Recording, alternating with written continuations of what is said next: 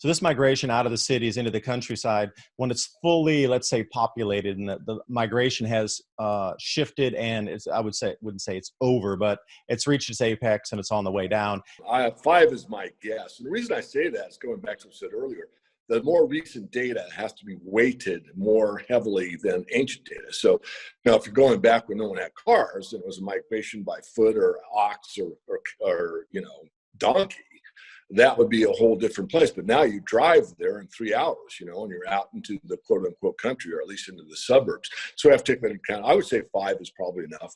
And the most disruption usually comes from the most fear. Those that come out in fear that I've got to get mine at all costs, that kind of an attitude, that goes away. I mean, not that it isn't there, it will be there. But over time and in short durations, the big disruptions usually get quelled fairly quickly.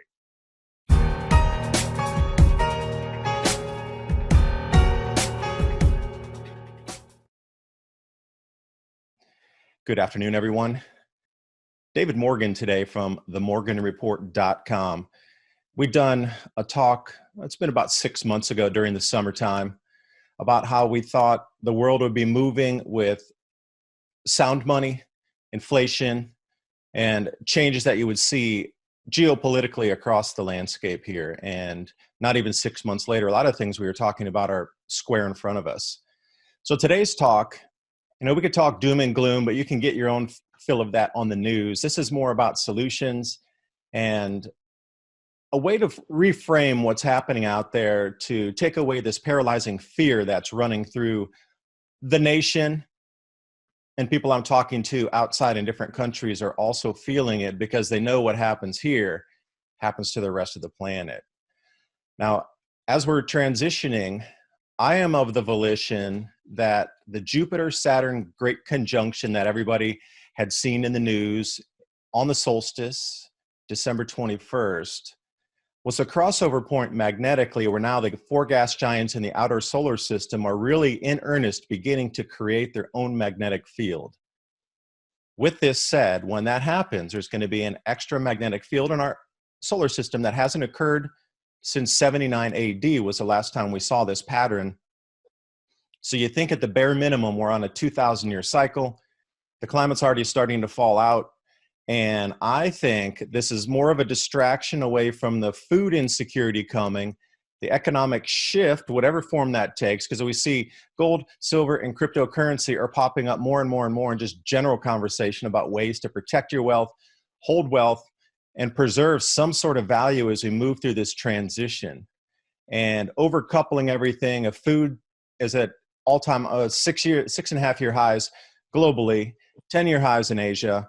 Soybeans just hit $13, and Argentina suspended all corn exports. Turkey cut all import tariffs for food because they're already worried about something happening because people are hungry in the country. And it just rolls on and snowballs and snowballs. And what you're seeing over in Spain, in Barcelona, they're cross-country skiing through the streets, feet of snow. It's the most snow they've ever had in Spain. The coldest temperatures ever recorded in Spain, 34 degrees below zero. Coldest this year ever recorded in Russia. Coldest this year ever recorded in China. Hundreds of stations in Japan breaking all-time snow records going back 300 years. They're at 10, 12 feet plus on the snowstorms. And it just keeps rolling. And now today's news feed, deserts in Saudi Arabia are covered in ice. So something has definitely jumped the shark here on, and the overlap on when the magnetic fields began intensifying in earnest. Each year forward, it's going to get way more intense. So if you were a global body like United Nations or a global, let's say, overseership of the planet, like the individual countries in their unified body nation, would you try to distract the populace while all these things were happening, while you were preparing in the background? If so, then the money is going to be one of the first things that's going to be let go to create more instability. And as we look out into the landscape, all this greatest magnetic coupling will occur October of 2024. So between now and then, we're going to watch the climate patterns completely fall out. Food production is going to be incredibly difficult from this point forward. We're already seeing all-time highs in foods. Brazil suspending exports as well. They hit that quota on soybeans because China had bought so much, and Brazil was like, no more exports. So we're seeing it across the planet now, people protecting their food supplies. And where does it take it from here? Because if you don't have food for a society, that bar of gold could be laying next to you, but it's worthless, really. So, David, thanks for joining me. I know it was a long-winded opening there, but just trying to set the scene for, what you see and what I see moving forward, because I really think all of these things are interlooped on top of each other, and one is a distraction or a cause of the next on the next, and it just that intertwining like cogs or gears in the back of a Swiss watch. I'll let you take it from here. No, that was a great opening. I don't know how much I can add, but I do definitely want the conversation. I think I'll go, big picture. I think we did this last time, but it bears repeating. So if you go back to the collapse of the Soviet Union, that's the ultimate central planning facility. So everything was centrally planned. The system collapsed, and North Korea was totally dependent on Russia to get their food supply. And many people starved after the collapse. However, Cuba, who was also dependent, had a different take. Michael Rupert pointed this out, and I learned it from him, that the management, let's call it, of Cuba said, you know what? It's a communal society. All open land is everyone's land. Go out and grow food.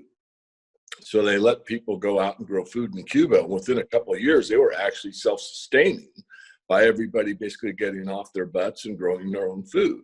So there is a solution here, but it's actually fairly simple. Yes, it takes work, but we're seeing that the controllers don't want that.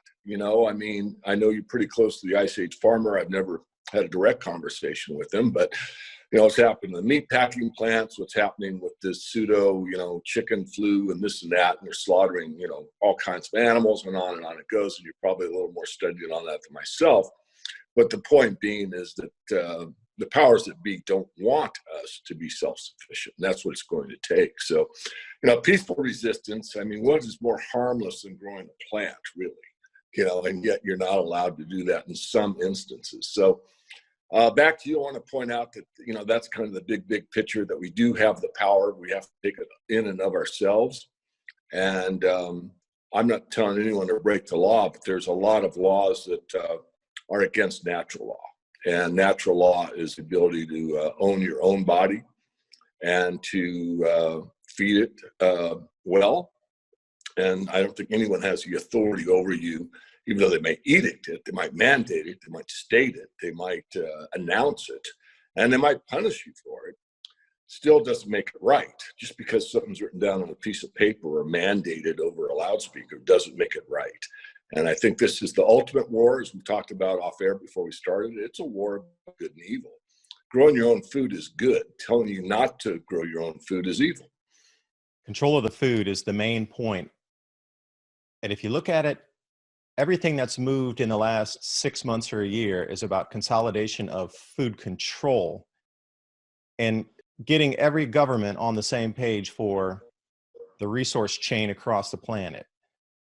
I would envision rationing coming in, not because there's a lack of food, but because if they ration food for the citizens, the governments and the UN body and all these other types of global agreements can then stockpile as much as they want, because if they're only giving the populace 20% and we would normally consume 40, 50% of that, they could scrape the other 20% and take it and use it for preparedness for themselves. Now, control of the food, the point is going to go where you're going to have to jump through hoops, hurdles, fire hoops, and whatever to get into supermarkets. And they're discouraging a lot of people from growing your own food as well. Anytime your co-op and your group of your clan, if you will, gets large enough for a community garden, once it reaches a certain size of approximately 1 acre of full production where you're feeding multiple families, for some reason, the authorities always come in and say you can't do that. So how do you walk the fine line in neighborhoods? I know some areas you can't even grow plants that produce food. It has to be 100% ornamental in a lot of places. So using your backyards, maybe you have to be with your neighbor and then half the garden is in theirs, or you find neighbors that have an intersection, like a 4 corners area, and each individual neighbor has half an acre in their yard, and then it turns into a 2-acre garden. But when people come by, it's only a quarter acre on my plot here. What are you talking about? So walking through this thin line, and the control of food and the seed supply is going to get much more intense as we move forward. I'm already getting rumblings of seed suppliers getting incredibly low on an enormous amount of seeds. And then what you'll find is they'll still have things like collard greens and kale and that sort of thing. But when you get up to the more upper end thing of the tomatoes and the different kind of peppers, they're running out. Myself, I have these fruit trees. So I got 15 pawpaw trees coming next week. So, you know, a lot of people, and again, reframing it, a lot of people are looking for chaos coming next week. I'm stepping aside back onto my farm and looking so forward to these 15 pawpaw trees that I'm getting. They're potted, and we're going to replant them out in the area to start the orchard for this year. And that's my whole frame of reference, is getting so excited about these trees coming in so I can plant them, do something in harmony with nature, bring food back. They're only 7 feet tall, but this year they should produce at least some fruit. Pawpaw are real fast producers. So reframing the reference of what you can do with others to help each other, and not in a communified communist way of sharing everything, but, you know, have rules with it. If you're going to have a community farm, there's got to be rules, not just be like, hey, man, peace and love. I'll pick a tomato today and maybe fertilize. There has to be a set rule and schedules for production out of that thing too. So if anybody's taking part, there's already like a protocol list already written down, or people can find it, and they need to know how to jump in, what to do. And then there's you know, timelines with that and expected work for anybody that's in there. Nobody rides for free. Agreed. Yeah, there's a couple thoughts that came to mind. Another big picture one. First of all, everything runs off energy, and food is our energy for the human being. So in a corporate farm, it takes 10 calories of energy to produce 1 calorie of food. That's how inefficient they are. But if we have a community farm, where your example of the 4 corners coming together, everybody has a quarter acre or whatever, you can actually produce quite a bit of food. Yeah, it's manual labor, but it's actually more energy efficient than a corporate farm. Plus, there's variety, and there's a lot of good reasoning behind why that actually works out better. So I think that's a point that needs to be thought about. The other one is that we are able to do stuff that you've pointed out that's pretty simple to do, and that's the microgreens. This is something where basically just seeds in and of themselves can be sprouted, and that's highly nutritious.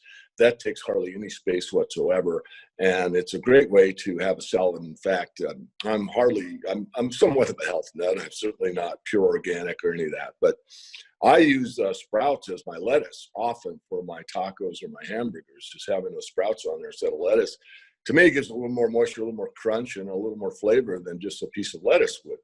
And the last thing I want to comment on and give it back to you, David, is The Big Short.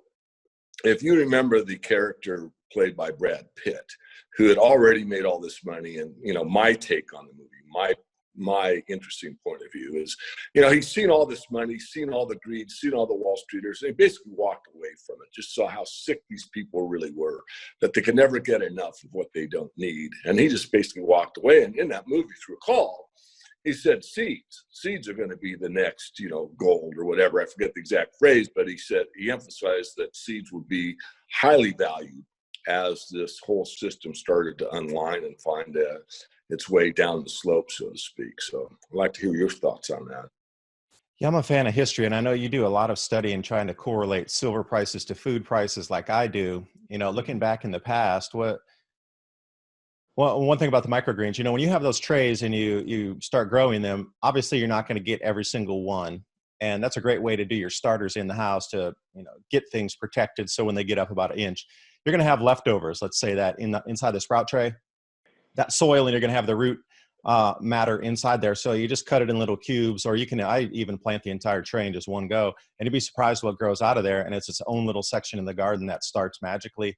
And it's a great starter, by the way. If you don't, and even if you think you harvested every one of them, there's still a few buried seeds that hadn't germinated yet in there. You'd be surprised. There's always a couple, 5, 10 that didn't germinate, and when you put them in a proper soil and they get enough wood, they do come up. But I'm curious, you know, where do you think we're going with the food here? And like, what can you see from the past? Because if we have the food, obviously we can barter it for other things. You know, there's some beekeepers around my area, and because I'm planting buckwheat this spring as a pollinator habitat, I'm going to do 4 acres of buckwheat, and I'm going to bring that to the actual grain so I can harvest it. But the favor for me to pollinate the field or get it up to a pollinator phase is they're going to trade me honey for me using my land to put a crop, which I wanted anyway, for the ancient grain of it. But then they're going to trade me the honey for that. So, you know, that's one way to go about it, bartering. But, you know, gold, silver obviously have been used in the past. But what else have you heard of, you know, in your research that people might want to take into consideration seeds or labor or whatnot, that in the past, historically, during times of duress, when centralized systems break down, that they used to be able to, get something of value from another person. Yeah, I'm trying to phrase it without reusing the same words again and again. First of all, the premise that, if you have money, you're free. If you have money, you can get whatever you want is a fallacy. If there isn't any food available, doesn't matter. As you said earlier in the conversation, you have a gold bar, there's no food, doesn't do you any good whatsoever. However, having said that, if you study, and I've always weighted the most recent history as more important than ancient history. Not that you shouldn't look all the way back and peer as deeply as possible, but like in the stock market, what a certain company did in the last month or two is more relevant to its future price than what it did 2 years prior. So the same thing with the food supply. So if we look at what happened in Venezuela, what you find is that you could trade or barter with silver probably better than anything else. Now, there might be, the preferred thing might be hunting for buckwheat. That might be the number one. But the number two isn't, quote unquote, money like bolivars. It would be physical metal. And in the case of Venezuela, what I found, I had a great read and also an interview from this gentleman that was there. So it's like firsthand information, was jewelry. And we talked about this last time, but a silver chain, silver ring, silver bracelet, that type of thing. I don't think that would work as well in the US. I think really most citizens here think about, a dime, a quarter, a $50, a silver round, half an ounce of silver, 100 ounces of silver. They think in terms of ounces and coinage. But still, silver, gold is gold. So it doesn't matter what form it is. It's what is the weight and what is the purity, and that's the way you make a transaction. So I'm not saying silver is a solution, but it is the next best in line situation. I go a step further. I'm in Washington State, as most people know. And to the south of me is the Palouse, which is well known worldwide for growing a great deal of wheat. But there's also a lot of animals in the area as well. And a lot of this breakdown that we've talked about earlier is occurring.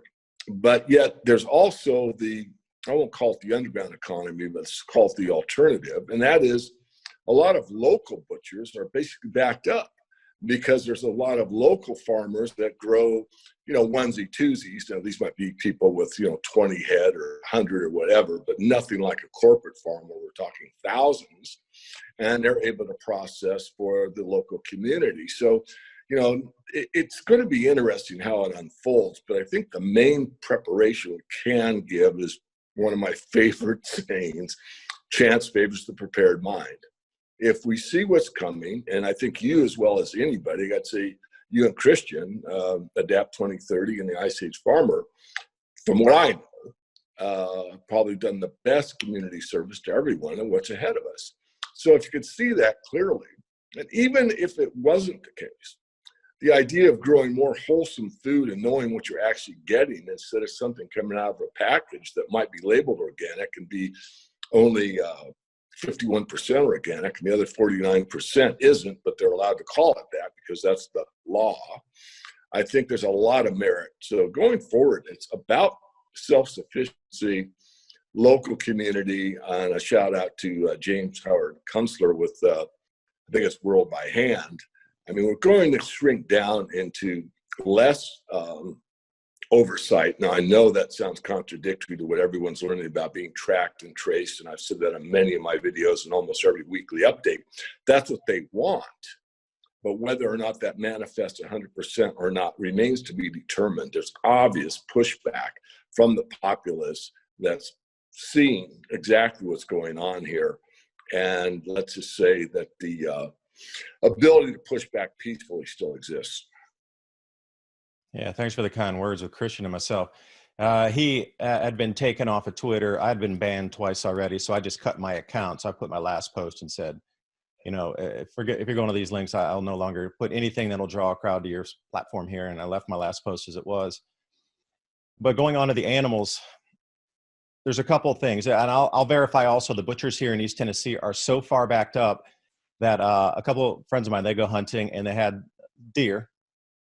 And the person who usually will, butcher it out and clean it up, get you the cuts and whatnot, it's like, I'm so booked up. And they were good friends. And he's like, well, I'll be by Saturday. He goes, no, I'm going to lock the gate so you can't come in. Really, I don't have any space.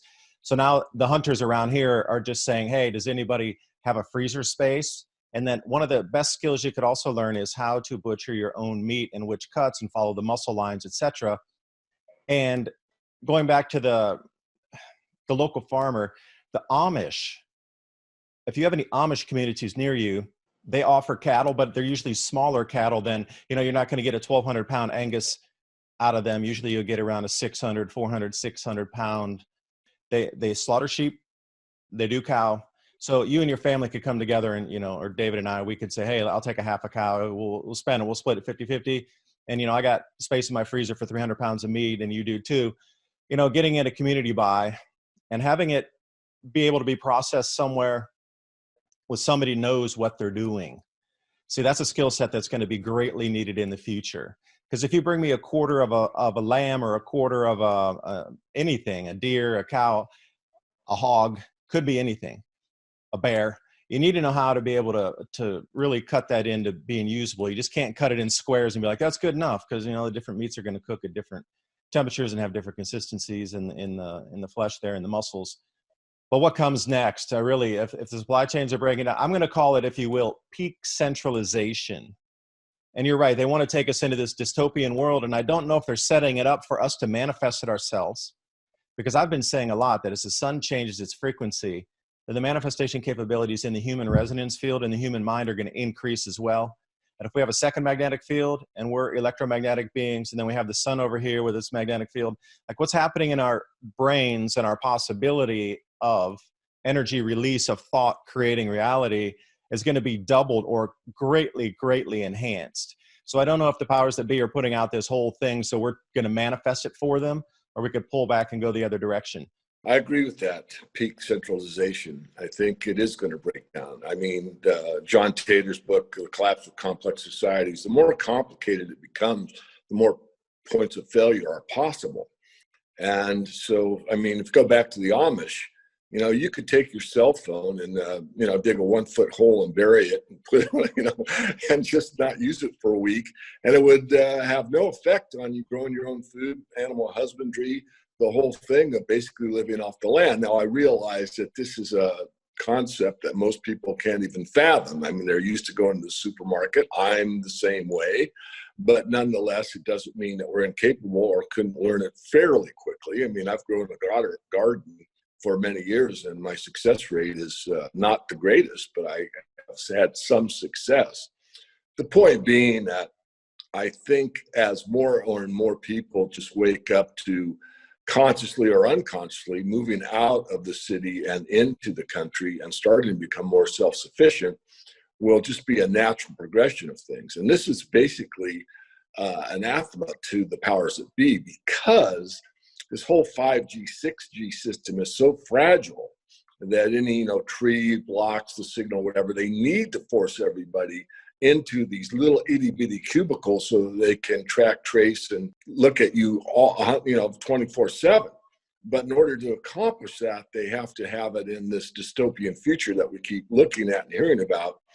And it doesn't really work too well if you're spread out and that dog leash isn't, in your back pocket and you're just going about your own business. So I really do believe that this shift is coming in a manner that even the power elites may want it to go, but it won't necessarily go that direction. In fact, I'm voting, again, like James Howard Kunstler, that it's world by hand, that it's going to become more localized, and a lot of people are just going to ignore these powers that be that want to control everything in their lives.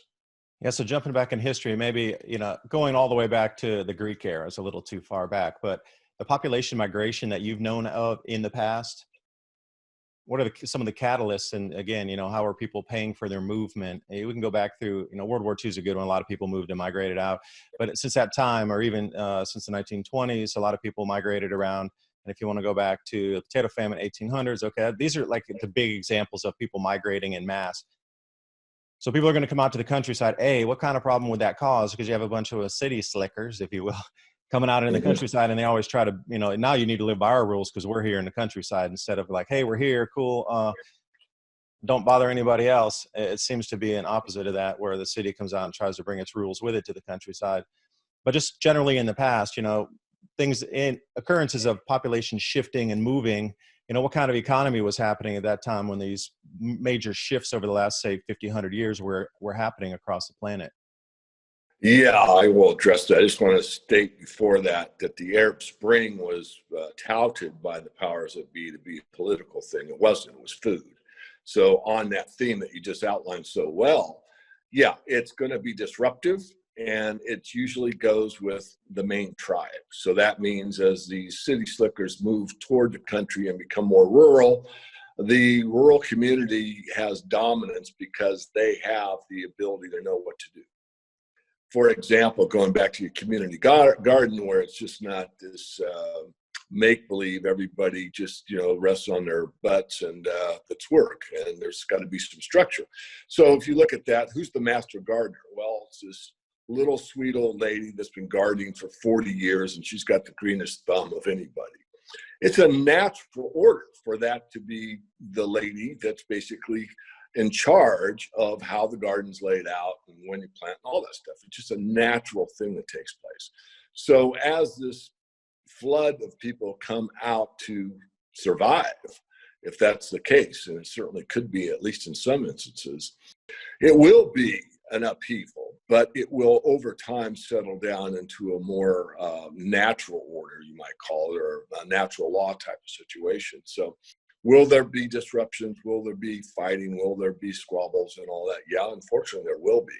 But it will actually settle down, especially depending on the consciousness, which goes back to what you said, which I want to add on to, and I think you have a much better handle on it than me. But if we're seeing this magnetic frequency where the basic consciousness of the beings around us are starting to be enhanced, we'll become more heartfelt or integrated, heart, head, and hands, where we actually value what we are as these infinite beings. We start to really feel our true nature, let's say.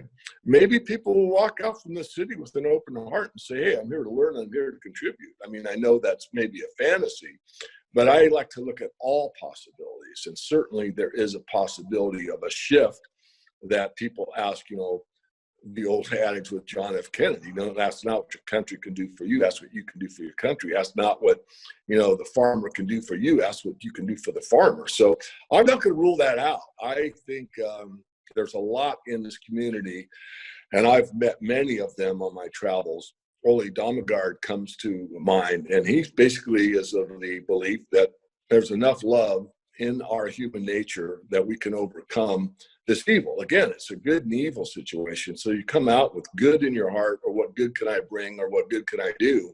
That's a whole different attitude than just, geez, I need to survive. I got to take what I need to live, because you're going to do a lot better learning how to grow food for the rest of your life than you're going to by taking the food from somebody and surviving another month or two.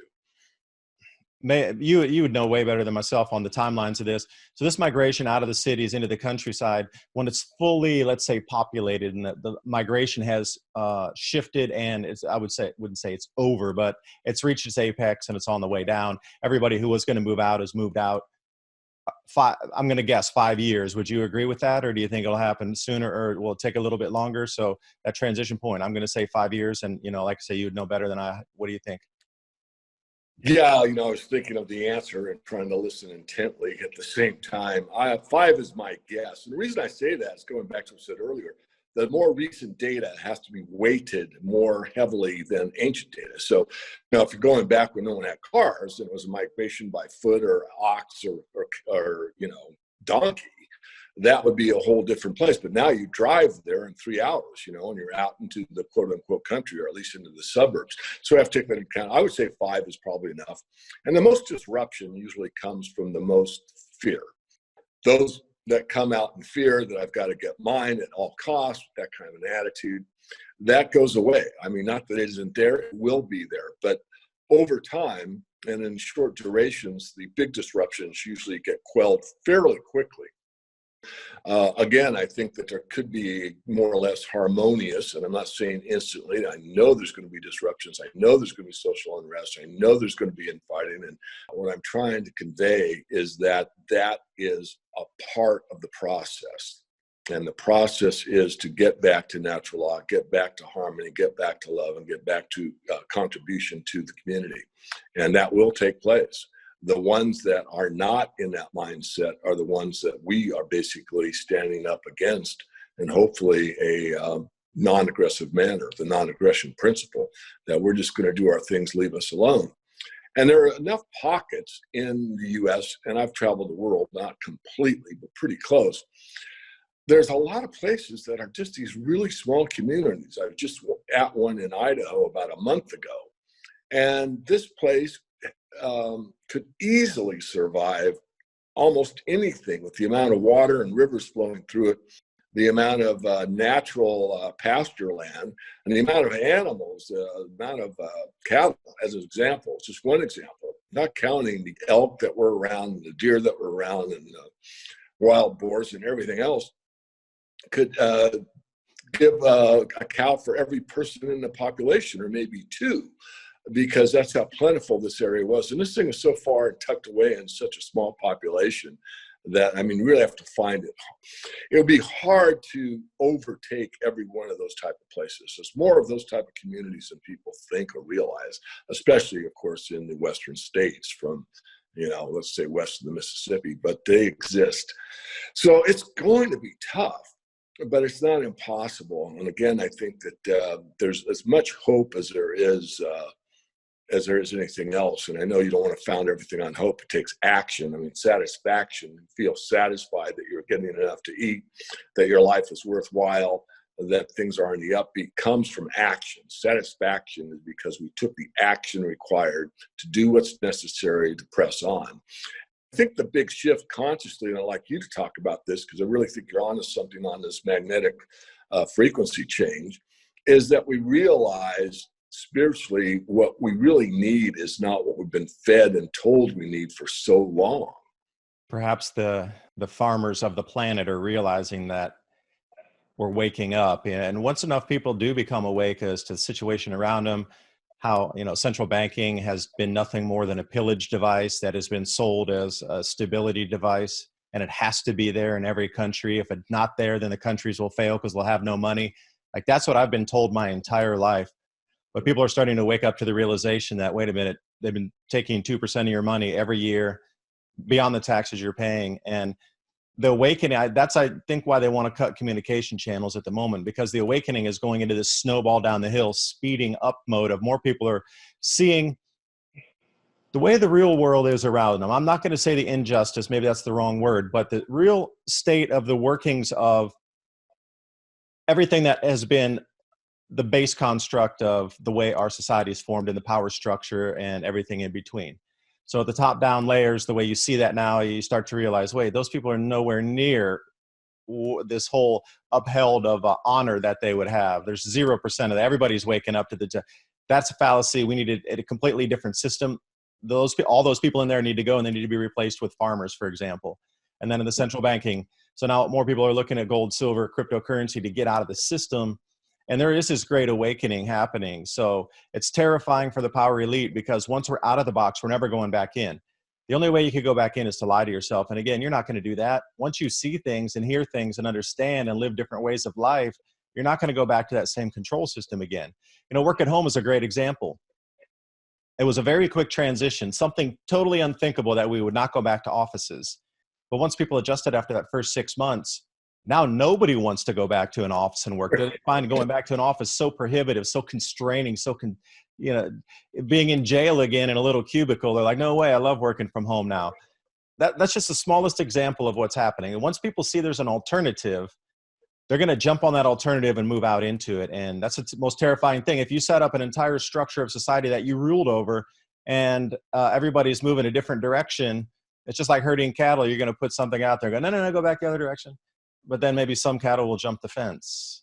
This great awakening perhaps is on a cycle. A lot of ancient cultures talked about these times merging right now, not really into the singularity like Terence McKenna talks about, but into a point of human awakening again. And there is a great awakening. It's been talked about for so many thousands of years, and here we sit at the precipice, and a lot of people are scared versus embracing it and just say, yes, this is the change we've been waiting for. This is the time to truly change humanity in a nonviolent way, using our personal manifestation and our personal thoughts. We as a human resonance can just bind together and create an entirely new reality.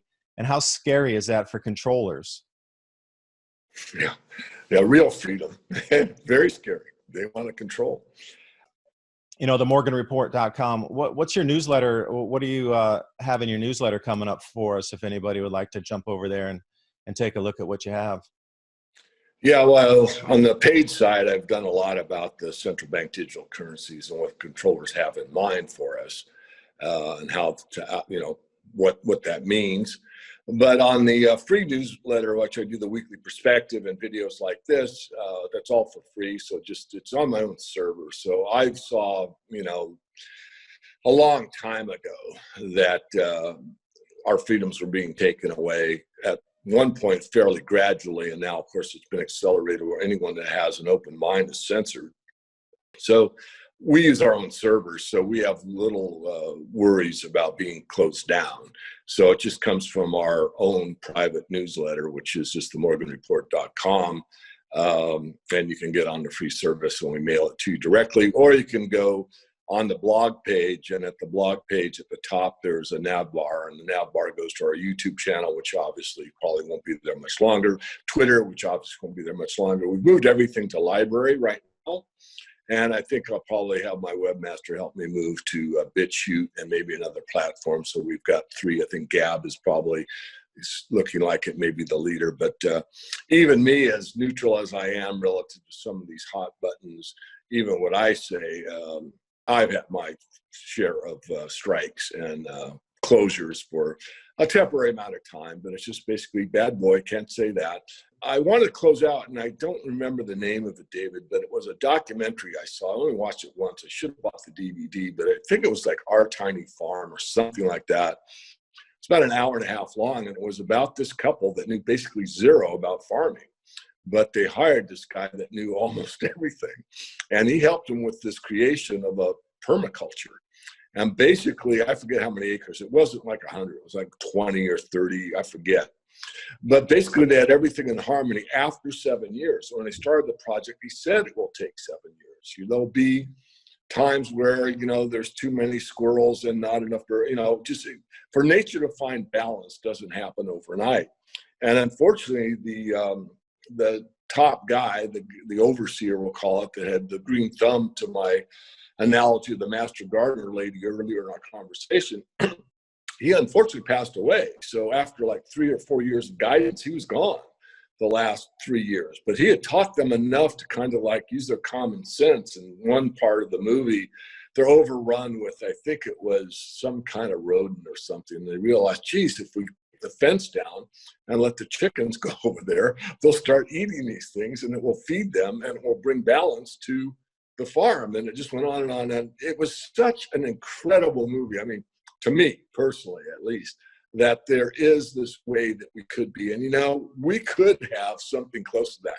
Not in every climate. You couldn't do it in the Sahara Desert. But as you pointed out, as well as probably anybody, the grow zones that were once there are going away, and there's new grow zones coming on the planet. We've got to be able to adapt. And I like your name, Adapt 2030. You've got to be able to adapt. You've got to be able to look ahead. You've got to be able to, roll with the punches. We do have to have chance favors prepared mind. Be prepared for almost anything, because we're going to have a lot thrown at us, but we can't get overreactive. We've got to respond, not react. Yeah, I saw that movie too. It's called The Biggest Little Farm. I think the one you're referring to. That's it. Yeah. And see, what's the message out of that? Anybody can do it. You just have to learn it. I mean, how many of you knew how to use the computer when you were born? 0. You learned how to do it. So it just depends where you want to put your focus and energy on a skill to learn. And maybe, as a mind experiment, along with your gratitude list and your goals for the year, writing those down, maybe write a skill list that you want to learn. Just generally just start thinking and maybe, write 3 or 4, 5, 6 down of skills that you would like to learn, and then, find the value and trying to hone it down into one. There's obviously somebody around your community like they found that can help and guide them through it. So it's going to be a great time. The things to learn, and like I said, getting back in harmony is going to be. I think that's the spiritual side of things that might be that last straw on the camel's back that does something to the society, and we get this energy that just goes through there. This reconnection with source again, reconnection with nature, and understanding that we're part of the cycle too. Instead of trying to dominate everything and just rip it to shreds and take it, nurture it. And I think maybe that's what this whole cycle might be, is to, the pendulum swung so far in one direction. We had to go through this tumultuous time to bring us all the way back in harmony again. And it sounds like so new agey to talk like that, but perhaps that's it. We went too far one direction, and, to come back, we'll hit that middle point, and then suddenly things will smooth because we found that sort of balance again. And then we'll move into that higher balance once more.